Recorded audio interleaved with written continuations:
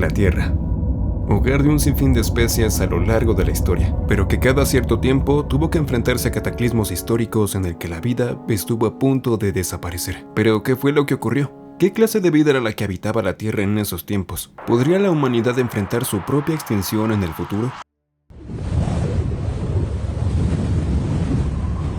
Comencemos por el principio. Hace aproximadamente 444 millones de años, donde los mares predominaban y la vida en la Tierra era apenas existente. El periodo ordovícico estaba lleno de vida en los mares: trilobites, graptolitos, nautiloides gigantes e increíbles peces sin mandíbula. La temperatura en la Tierra era cálida y húmeda, pero pronto todo cambiaría. Los cambios de CO2 en la atmósfera y quizás una posible actividad volcánica provocaron un descenso de la temperatura del planeta. La glaciación masiva formó enormes capas de hielo en Gondwana, un supercontinente que incluía partes de Sudamérica, África, Antártida y Australia. Esto provocó una disminución del nivel del mar, destruyendo hábitats marinos costeros y reduciendo la biodiversidad, pero no todo acabó aquí. Una vez la temperatura comenzó a elevarse nuevamente, los mares comenzaron a derretirse, provocando cambios químicos en las aguas y disminuyendo el porcentaje de oxígeno dentro de ella. Así, la mayoría de las especies restantes comenzaron a ser afectadas por anoxia, es decir, falta de oxígeno en la sangre y los tejidos corporales. Pero a pesar de la gran pérdida de especies y de ser la segunda extinción masiva más mortal, algunas formas de vida lograron adaptarse, como los nautiloides y algunos tipos de esponjas y peces primitivos. Estas sobrevivientes marcaron el inicio del periodo silúrico, donde la vida comenzó a recuperarse, surgir en la superficie terrestre y evolucionar. Pero no sería ni la primera ni la última vez en que la Tierra presenciaría algo así.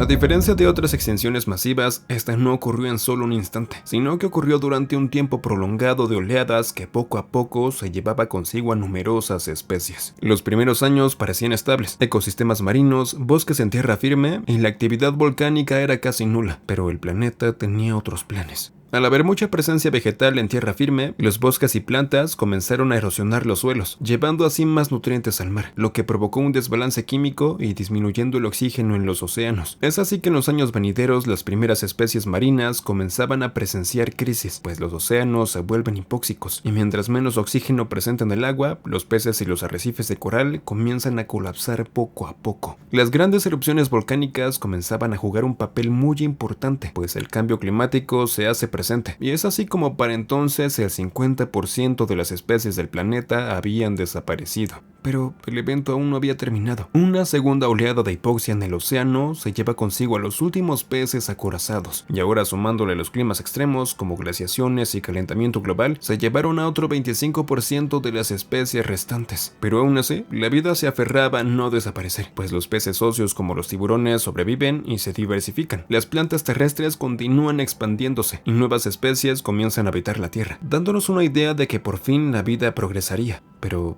estábamos equivocados. La extinción masiva del Pérmico-Triásico, conocida como la Gran Mortandad, fue el cataclismo más mortal en la historia de la Tierra, pues alrededor del 96% de las especies marinas y aproximadamente el 70% de las especies terrestres perecieron en este periodo. A finales del Pérmico, la Tierra estaba dominada por reptiles y terápsidos, parientes de los mamíferos, en el supercontinente Pangea, con climas extremadamente secos y cálidos. La vida en el agua no era distinta, pues era próspera y la actividad volcánica aún no tenía impactos masivos. A pesar de que la vida parecía estar en paz, las erupciones volcánicas en Siberia liberaban grandes cantidades de CO2 y metano a la atmósfera, lo que elevó la temperatura global en varios grados. Además, a consecuencia de las grandes cantidades del dióxido de carbono, el mar comenzó a acidificarse, lo que eliminó una gran parte de la vida marina, incluyendo corales, trilobites, braquiópodos y moluscos. Pero el punto más crítico de la situación fue cuando poco a poco las erupciones volcánicas liberaban cada vez más sulfuro de hidrógeno, generando lluvia ácida y oscureciendo la atmósfera. Además, la liberación constante de metano desde los mares y el CO2 atrapado en la atmósfera provocó un ascenso máximo de 10 grados centígrados en la temperatura global, lo que provocó calor extremo y sequías en todo el planeta. Para entonces los mares estaban completamente libres de oxígeno, lo que mató a casi todas las especies marinas. Además, las criaturas en tierra también lo estaban pasando muy mal. Pero a pesar de todo ello, y a pesar de que el clima no era del todo estable, la recuperación ecológica del Triásico comenzó a hacer presencia abundancia, con algunos peces y moluscos que se adaptaron, al igual que los antecesores de los dinosaurios comenzaron a surgir, marcando hacia el fin de lo que pudo haber sido el final de la vida en la Tierra. Pero aún faltan más obstáculos por los que la vida tiene que saltar. Antes de los dinosaurios ocurrió una extinción más, considerada como la tercera extinción más mortal de todas. Luego de la aparición de los acrosaurios, ancestros de los dinosaurios y cocodrilos, la vida nuevamente parecía ser próspera, pero el supercontinente Pangea, que para entonces ya se había formado, comenzó a fragmentarse, lo que provocó fisuras alrededor del globo. De consecuencia, una actividad volcánica sin precedentes. Las erupciones volcánicas masivas provocaron una elevación en el nivel de CO2 y gases tóxicos en la atmósfera, dando lugar nuevamente a otro calentamiento global, elevándose de 3 a 6 grados centígrados más de lo normal. Los mares comenzaron a acidificarse nuevamente, provocando la destrucción de los ecosistemas costeros como corales antiguos, conodontos, amonites y lluvias ácidas que destruían la vida y la vegetación terrestre. A medida que el tiempo avanzaba, las temperaturas comenzaron a elevarse aún más. Los océanos acidificados comenzaban a volverse hipóxicos, destruyendo así a miles de especies alrededor de todo el planeta. Pero a pesar de que los parientes lejanos de los dinosaurios perecieran, algunas pocas especies jóvenes sobrevivían debido a sus metabolismos ya adaptados para la época. Y así, la Tierra comenzaba a estabilizarse nuevamente, con especies pequeñas de mamíferos primitivos que comenzaban a ver la luz, y la diversificación y dominación total de los dinosaurios en el Jurásico. Pero el espacio exterior les tendría una sorpresa.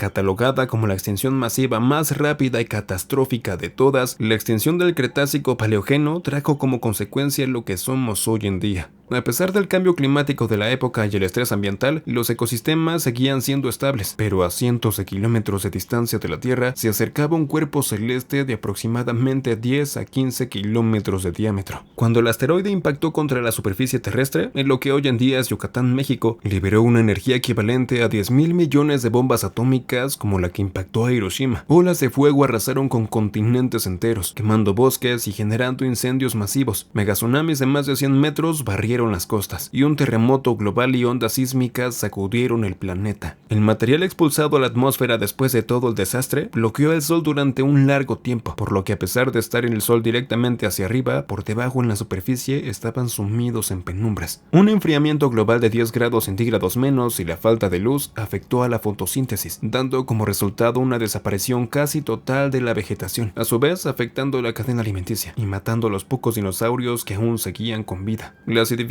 de los mares volvió a hacerse presente, destruyendo todo el ecosistema, pero aún había un rayo de esperanza en toda aquella oscuridad. Mucho tiempo después de todo lo sucedido, los mamíferos comenzaban a diversificarse, los océanos a llenarse de vida y la vegetación regenerándose, dando el comienzo a la era de los mamíferos. Eventualmente estas criaturas llevarían a lo que hoy en día es nuestra vida diaria, pero ¿será nuestra especie la mala afortunada de vivir una extinción masiva en el futuro? Mucho se habla del cambio climático acelerado y cómo este ha afectado a miles de especies a lo largo de nuestro fugaz paso en el planeta. Esto ha afectado a la pérdida de biodiversidad. Las guerras y los conflictos globales podrían llevar a la humanidad a un punto desconocido del cual no habría marcha atrás. ¿O qué me dicen de las pandemias? Se registra que la humanidad ha pasado por aproximadamente 13 pandemias a lo largo de la historia. El colapso de los sistemas terrestres o eventos cósmicos también juegan un rol muy importante. Mas, sin embargo, a diferencia de otras especies extintas, los humanos tenemos tecnología, ciencia y la capacidad de adaptación. Si logramos frenar el cambio climático, proteger la biodiversidad y desarrollar soluciones tecnológicas para los riesgos globales, podríamos evitar o mitigar una catástrofe total. Pero a pesar de ello, aún nos queda tiempo por descubrir si a nosotros nos tocará sufrir un evento mortal de tan magnitud. O quizá para entonces, nosotros estaremos surcando las estrellas.